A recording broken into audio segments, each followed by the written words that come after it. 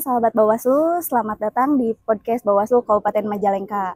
Kali ini kita akan ngobrol hal yang mungkin atau sering kita dengar, tapi banyak orang yang kurang tahu itu apa gitu.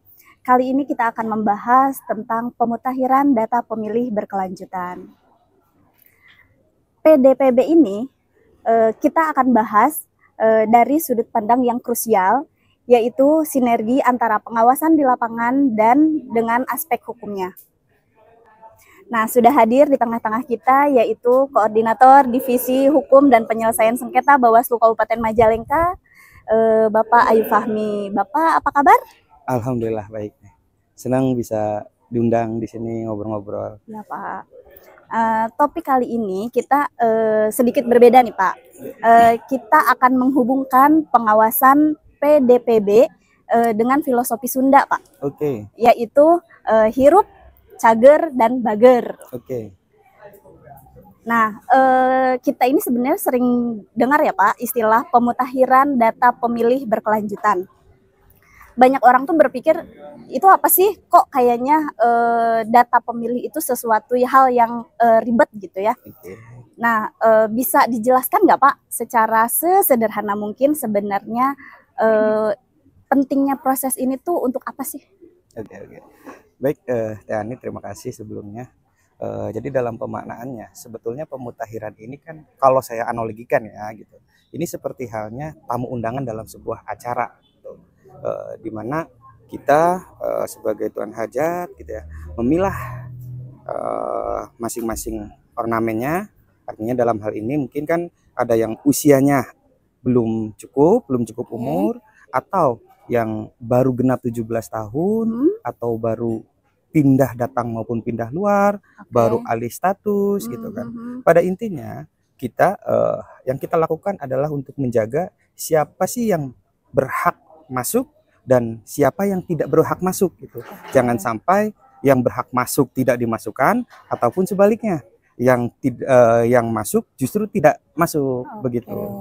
Jadi kayak kita tuh ngecek list kalau kita mau mengadakan suatu acara gitu ya, Betul. pesta lah anggaplah, Ya.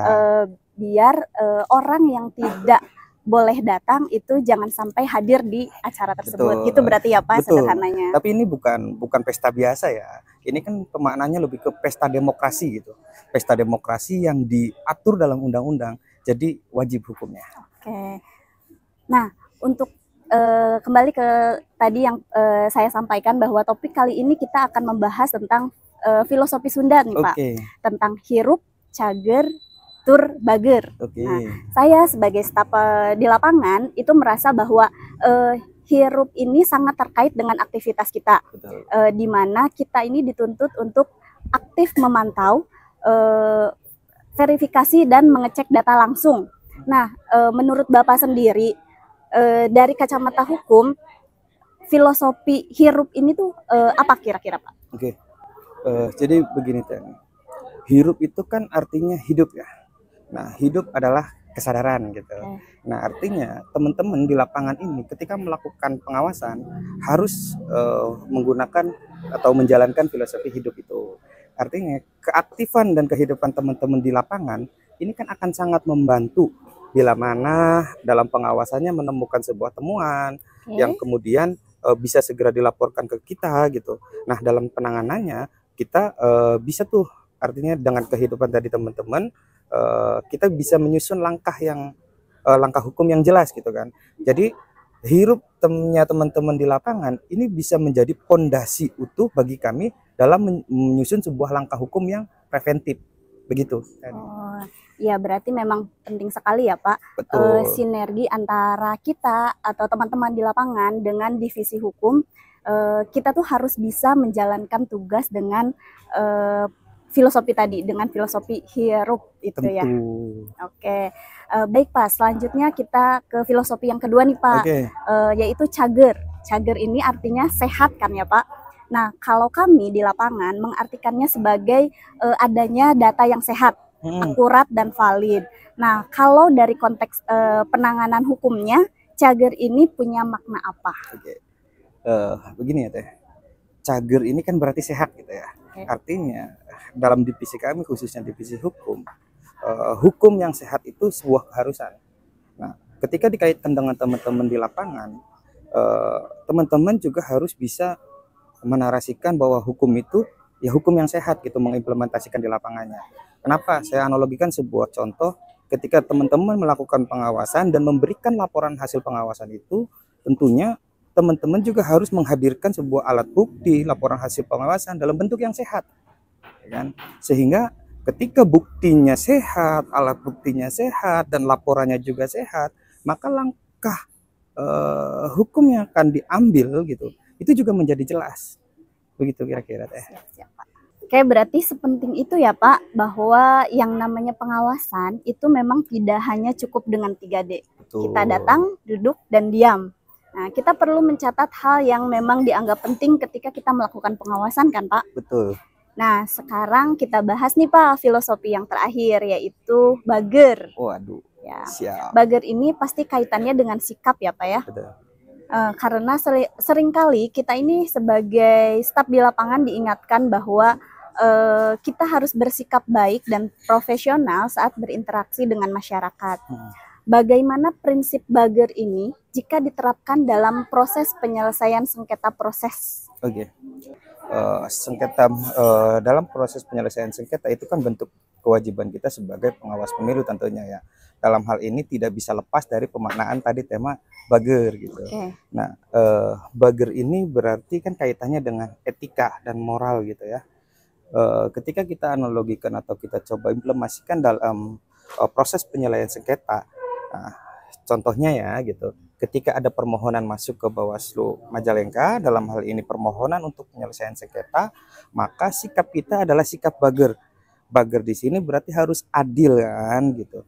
Nah, dalam prosesnya penyelesaian sengketa yang akan kita lakukan itu, kita tidak akan berpihak, tidak mencari siapa yang menang.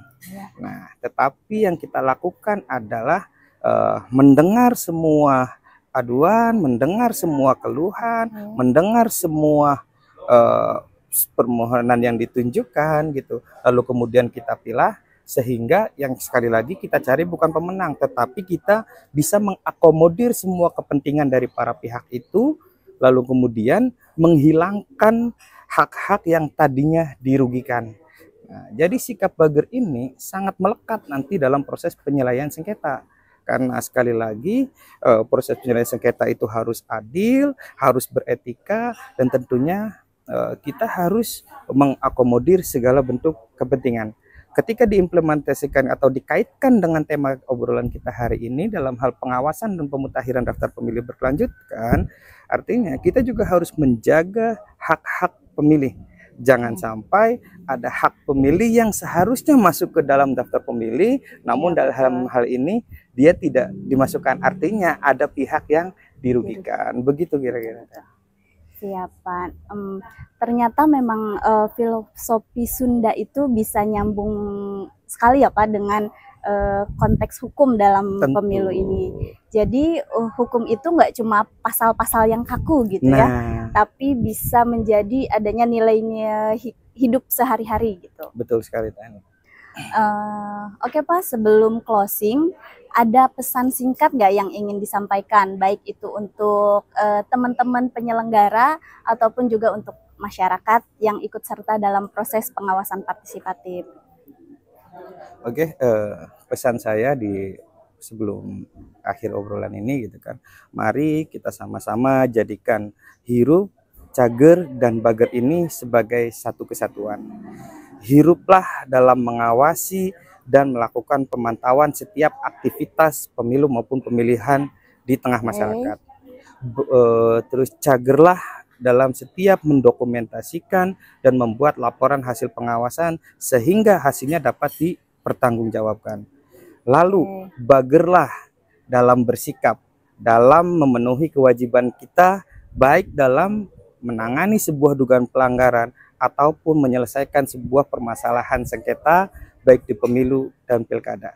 Jadi mari kita sama-sama buktikan bahwa pesan moralnya adalah hirup bager cager ini menjadi satu kesatuan yang bisa dibuktikan ke publik bahwa proses demokrasi ini benar-benar kita awasi sehingga jalannya nanti akan adil, akan berintegritas, akan bersih, jujur, dan adil tentunya. Keren banget ya Pak obrolan kita hari ini, pastinya sangat bermanfaat juga.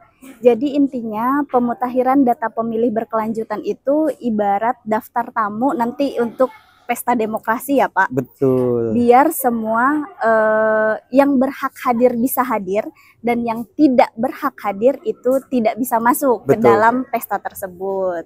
Nah, dan filosofi Sunda tadi, hirup, cager, tur bager, bisa jadi pegangan kita sebagai pengawas pemilu dalam melakukan pengawasan tentunya ya. Terima kasih banyak Pak sudah ngobrol bareng kita, dan buat sahabat Bawaslu semuanya, jangan lupa terus dukung proses pemilu yang bersih dan jujur.